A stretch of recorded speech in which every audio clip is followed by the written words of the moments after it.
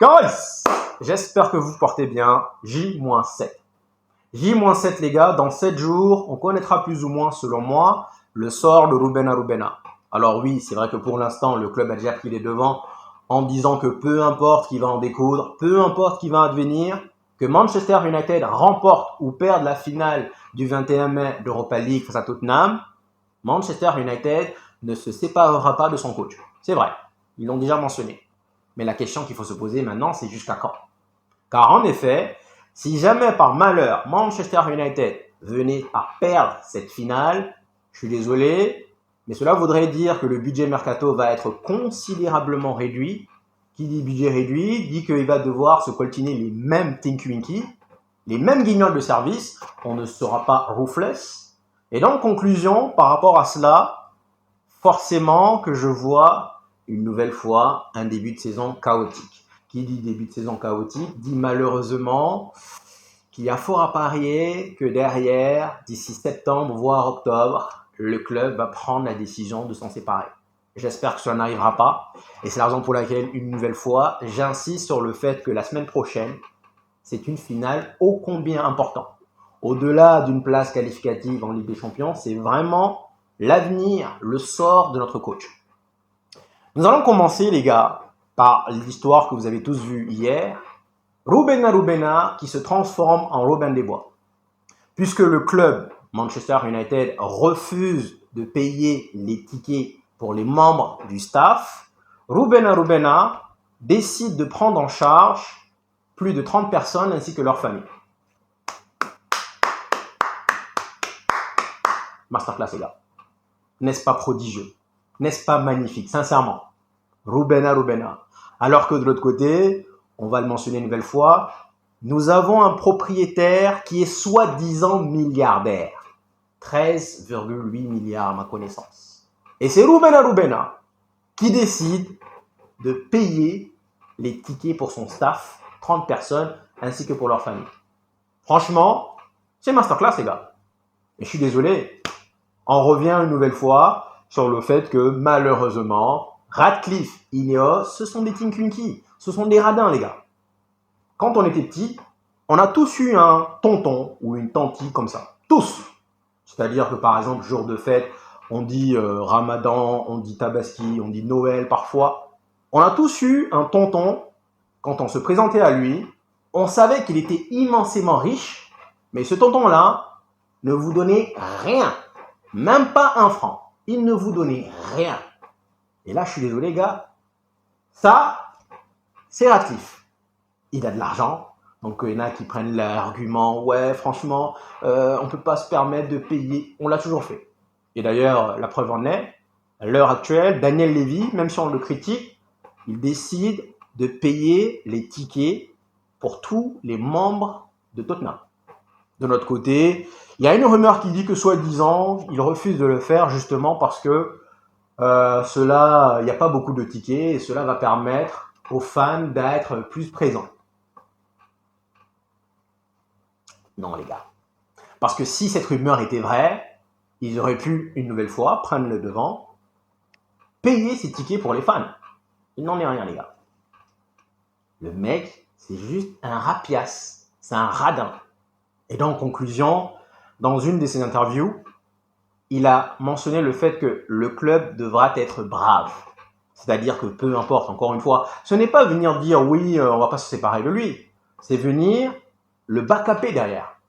Est-ce qu'ils le feront? J'en doute. Mais je suis désolé, hein, les gars. On revient hier, on a parlé des Glazers qui refusent de dépenser, mais on a un Tinky-Winky pour un autre. Si vous voulez un Tinky-Winky pour un Dipsy, c'est pareil. Ratcliffe est arrivé dans le club, il ne veut rien mettre. Absolument rien. Il est là en train de vouloir chapeauter pour peu importe quel petit détail. Il cherche comment gagner le moindre centime. Et c'est avec lui qu'on estime qu'il va reprendre, il va reconstruire Manchester United. LOL. Franchement, honnêtement les gars, qu'est-ce que cela pourrait leur coûter? Déjà qu'ils ont bloqué quasiment tout, ils ont réduit les salaires. Qu'est-ce que cela pourrait leur coûter de payer pour le staff? Et je suis désolé, hein, guys, on va revenir là-dessus, mais si jamais les membres du staff C'est-à-dire, on prend donc les médecins, les physios, tout ce que vous voulez. Si ces personnes-là ne sont pas motivées, comment voudriez-vous à la fin que ces personnes-là fassent efficacement leur travail? Sincèrement, je ne parle pas des joueurs.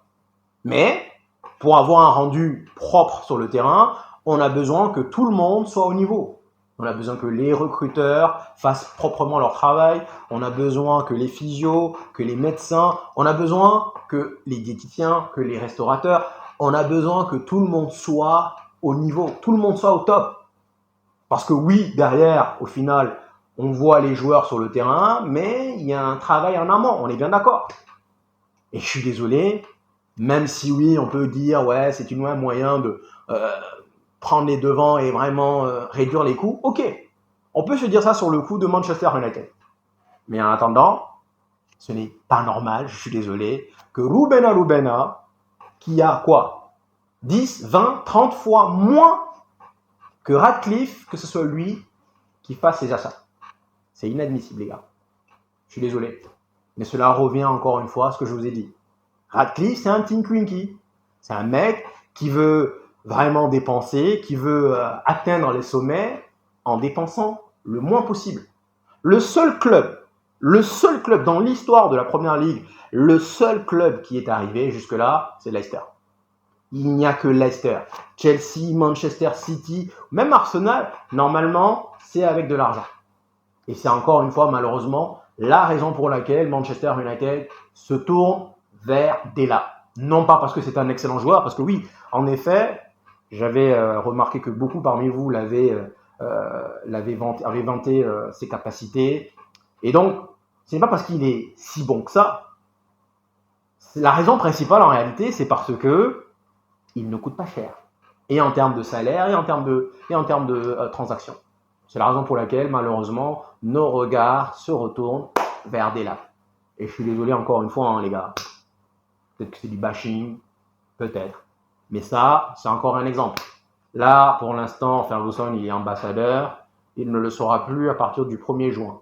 1er juin 2025, Ferguson, qui a été l'icône, même pas une icône, l'icône de Manchester United, ne sera plus ambassadeur du club à partir du 1er juin. Ça, pour un club du standing de Manchester United, ce ne sont que des détails. Des détails. Qu'est-ce que vous voulez que je vous dise? Le deuxième point sur lequel je voulais rebondir, c'était le fait que depuis son arrivée, Rubena ait réalisé 491 interviews, les gars. Franchement, à première vue, quand je l'ai entendu, je pensais que c'était vraiment une hyperbole. Par exemple, quand moi j'arrive, je vous dis, les gars, moi, Rubena, je le back up à 10 milliards de pourcents. Donc pour moi, c'était une hyperbole. C'était vraiment dans l'exagération. Mais en réalité, non. Il a vraiment, littéralement parlant, réalisé 491 interviews. C'est énorme. Si on prend une moyenne de 10 minutes, parce que les conférences de presse, c'est en moyenne 15 minutes, parce qu'il y a toujours 2 parties.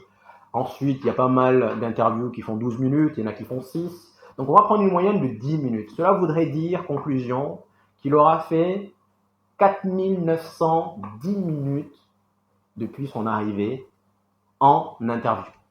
C'est énorme. J'ai voulu faire le calcul juste avant. Qu'est-ce que cela faisait donc par mois. On va le faire rapidement. Il est là depuis 7 mois. Donc, ça fait à peu près 42. Ouais, donc 4100, on va dire 42. À peu près 4200. 42, donc divisé par 7, ça fait 6. Ça fait donc 600 minutes qu'il a occupé en interview par mois. 600 minutes qu'il a occupé en interview par mois. C'est énorme, les gars. 600 minutes, cela voudrait dire à peu près, si on prend grosso modo, 3 jours. 72 heures en interview. Bien évidemment, c'est de l'approximatif, mais 72 heures en interview. C'est phénoménal. Je dis toujours que le temps, c'est de l'argent. Et donc, le temps qu'il a en train de perdre là, à parler encore et encore, c'est vrai que moi, j'aime beaucoup l'écouter. Mais moi-même hier, je vous ai dit, après une énième interview, mais 491, les gars, c'est énorme. Ça prouve encore une fois, je suis désolé, la nonchalance et vraiment l'incapacité de ce club, de ses dirigeants, a bien fonctionné malheureusement. Il y a des failles partout. Troisième point, je vais revenir sur un débat qui a eu lieu ce matin dans l'émission de Gary Neville, Overlap. Donc il y avait un fan de Tottenham, il y avait Carragher, il y avait Gary Neville lui-même et puis Paul Scholes. Il parlait justement de la finale et il disait ainsi que Manchester United n'est pas le favori. D'ailleurs, Gary Neville dit que selon lui, le seul joueur qui rentrerait dans l'équipe de Tottenham serait Bruno Fernandes. Les gars, je pose la question sincèrement. Au début, je me suis dit, il exagère. Mais après, quand il a commencé à citer le 11 de Tottenham, en parlant défensivement, Bissouma et Sarr. Ensuite, on va sur Kulusevski, on va sur Son, on va sur Solanke.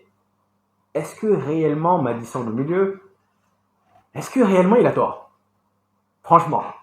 Après, défensivement, je ne les connais pas bien. Mais je sais qu'il y a Van de Ven, je sais qu'il y a Romero, il y a Pedro Porro. Après, il souligne bien évidemment que le gardien, pour lui, c'est 50-50. Les deux, ce sont des Tinkwinky. Que ce soit Onana ou le gardien de Tottenham, c'est deux Tinkwinky. Mais franchement, là, on parle tout de même du 17e et du 16e. On parle également du fait que, malgré le fait que Tottenham nous ait battus à l'aller comme au retour, ou encore en Cup, ils sont quand même derrière nous. C'est-à-dire que cette équipe de Tottenham a pris, mine de rien, 6 points sur nous, et malgré cela, ils sont quand même derrière nous. Et donc, par rapport à tout ça, selon Gary Neville, le seul joueur qui va rentrer dans cette équipe, c'est Bruno Fernandes. Franchement, au début, j'ai commencé à m'enflammer. J'ai commencé à me dire peut-être que justement, c'est un moyen justement de déstabiliser cette équipe de Tottenham en flattant leur ego. Mais en réalité, pour moi, Ahmad, il rentre également. Après, Kulusevski, je ne le connais pas tant que ça, mais pour moi, Ahmad rentre. Maintenant, Son est supérieur à Garnacho. Solanke, ça c'est même pas un débat. Laissez-moi rire. Solanke, il mange littéralement Højlund, ouais. Ensuite, Bissouma, Sarr, les gars, c'est costaud. Et je suis désolé, mais pour moi, ils sont meilleurs qu'Ugarte. Peut-être que c'est une aberration que je suis en train de dire, mais pour moi, ils sont meilleurs qu'Ugarte. Est-ce qu'ils sont meilleurs que Casemiro? Je vous dirais, ça dépendrait des soirs. Casemiro en mode tonton, en mode Europe, il est juste imbattable, mais Casemiro en mode Europa League, enfin en mode Première Ligue, c'est un autre débat.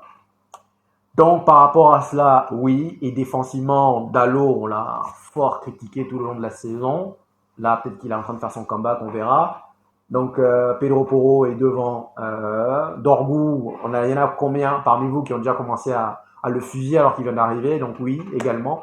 Ensuite, défensivement, est-ce que De Ligt, peut-être Linioro? Mais il n'a pas tort, sincèrement, les gars. Maintenant, le débat en question, c'était que malgré le fait que Tottenham ait des meilleurs joueurs, malgré le fait que uniquement Bruno Fernandes puisse intégrer ce 11 de Tottenham, ils pensent, et ça c'est tous les trois qui le disent, que ce soit Carragher, Gary Neville ou encore Paul Scholes, ils pensent tous les trois qu'au final, Manchester United va en venir à bout de Tottenham. C'est-à-dire que Manchester United va souffrir, mais comme dit Paul Scholes, 10-15 minutes vont suffire à Manchester United pour les Guess. Qu'est-ce que vous en pensez, sincèrement? Moi, on va y revenir plus tard, mais je pense que c'est le scénario qui pourrait arriver. Je pense effectivement que Tottenham va ouvrir le score. Manchester United sera mené. Et là, Carragher a dit une phrase très importante. Il a dit, selon moi, si jamais Tottenham prend les devants, si jamais Tottenham venait à mener au score, Manchester United pourrait retourner la situation. On l'a vu contre Lyon. Mais, est-ce que l'inverse est possible? Il en doute fort. Et en réalité, là, j'aime bien Carragher, sincèrement. C'est un petit scoozer, c'est vrai, mais j'aime bien ses analyses, sincèrement. Et là, il dit, c'est comme lors de la finale entre justement Liverpool et Tottenham. C'est vrai que Tottenham, à l'instant T, c'était deux équipes équilibrées, mais mentalement et historiquement, Liverpool va prendre le dessus sur Tottenham. Et c'est exactement la même chose pour lui, ce qui va se passer. C'est-à-dire que pour lui, ça reste inconcevable que Tottenham remporte ce match. Et là, bien évidemment, le fan de Tottenham a commencé à poser ses arguments en disant que nous les avons battus 3 fois cette saison, on va encore les battre, on a un ascendant psychologique sur eux, bien évidemment. Et puis, sincèrement, Manchester United, c'est pas fou. On les voit en Première Ligue. Justement, nous sommes une équipe de Première Ligue. Mais franchement, tout ça, il n'a pas tort. Moi, le seul point qui me fait réfléchir, c'est le fait que malheureusement, Tottenham soit une équipe de Première Ligue. Mais sinon, on l'a vu cette année également, le Real qui a perdu 4 fois face à Barcelone. L'année dernière, le Barça qui perd 4 fois face au Real. Et donc, par rapport à tout ça, oui, ils ont une ascendance psychologique sur nous. Mais comme Gary Neville l'a souligné, il leur manque l'expérience. Et M. Karl également l'a souligné. L'expérience pourra faire la différence. L'expérience de Casemiro, qui a déjà 5 Ligues des Champions, Bruno Fernandes et autres joueurs pourra faire la différence. On verra ce qui va en découdre. Mais sincèrement, je pense encore une fois que Tottenham, malheureusement, va prendre les devants. Ils vont mener 1-0, voire même 2-0. Est-ce que derrière, Manchester United fera preuve de concentration et vraiment ruthless pour revenir au score et remporter le match? Je vois, sincèrement, moi je vois un score après prolongation 3-2 pour Manchester United. Bien évidemment, guys, là c'est J-7. Pour l'instant, on a commencé à s'enflammer, mais on va y revenir. Mais voici comment moi je vois les choses. Dites-moi vous en commentaire comment vous voyez ça. Et en réalité, il y a un petit bémol. Le fan de Tottenham, il a souligné le fait que la dernière fois, Newcastle et Liverpool, malgré donc l'histoire de Liverpool, c'est bien et bien Newcastle qui a remporté le titre. Bon, franchement, guys, on verra. Mais en tout cas, J-7, moi, je suis impatient. Et encore une fois, j'espère vraiment. Donc, au-delà de la qualification en Ligue des Champions, c'est surtout pour moi le sort de Ruben Arubena. Parce qu'encore une fois, si on devrait aller avec cette équipe, je pense qu'il va se faire licencier. Et enfin, on va parler de transfert. Gyökeres, apparemment, a dit publiquement que pour l'instant, il n'est dans aucune sorte de transfert. Pourquoi? Parce que la saison n'est pas terminée et il a précisé que sa décision va être prise à la fin de l'Europa League. Bon, les gens ont commencé à s'enflammer parce qu'il attendait un peu comme Hazard voir ce qu'il allait advenir. Mais en fait, non. C'est juste que là, il y a le dernier match de championnat et derrière, il y a la finale de la Cup. Donc, en réalité, ce qu'il voulait dire, c'est que il prendra sa décision après la finale. Pour l'instant, il ne veut pas se mêler les pinceaux avec quoi que ce soit en termes de transfert. Il prendra donc sa décision après la finale. Et donc, conclusion, beaucoup de fans de mon client ont commencé à s'enflammer en disant peut-être que justement, il va attendre Manchester United. Franchement, je vous dirais à l'heure actuelle que Manchester United a peut-être 1% de chance pour faire venir Gyökeres. On verra déjà si on parvient, oui ou non, à remporter cette finale. Mais en tout cas, Gyökeres, Cunha, on parle également de Ederson, apparemment ça s'intensifie également. Sincèrement, vous prenez ces 3 joueurs-là, vous faites évoluer également 2 pépites comme Ibrahimogov ou je ne sais qui, de l'académie comme ailier. Vous prenez également un gardien. Il y en a qui prétendent aussi un défenseur. Franchement, l'équipe pourrait revenir. Donc, guys, vous comprenez à quel point ce match est ô combien important. C'est au-delà du trophée. Il faut voir dans 2 ans, dans 3 ans, c'est au-delà du trophée. Ensuite, il y a eu un débat. Qui a le plus besoin? Est-ce Manchester United ou alors Tottenham? Le fan de Tottenham précise que peu importe les circonstances, donc peu importe ce qui va arriver, ils vont tout de même se séparer de Ange, on va l'appeler Ange Coup. Donc, nous par contre, on va garder notre coach. Mais on en a plus besoin pour moi parce que si on le garde, cela voudrait dire que derrière, on va le backuper. Tout ça aurait été tellement beau si on avait des dirigeants responsables, des dirigeants qui étaient prêts vraiment à backuper leur entraîneur, qui étaient prêts à mettre leur coronet sur la table, qui étaient prêts à investir. Mais non, on se retrouve avec Radcliffe, espèce de radin, espèce de rapiace. Guys, merci d'être venu jusqu'ici. Merci infiniment pour le soutien. Prenez soin de vous et je vous dis ciao, ciao.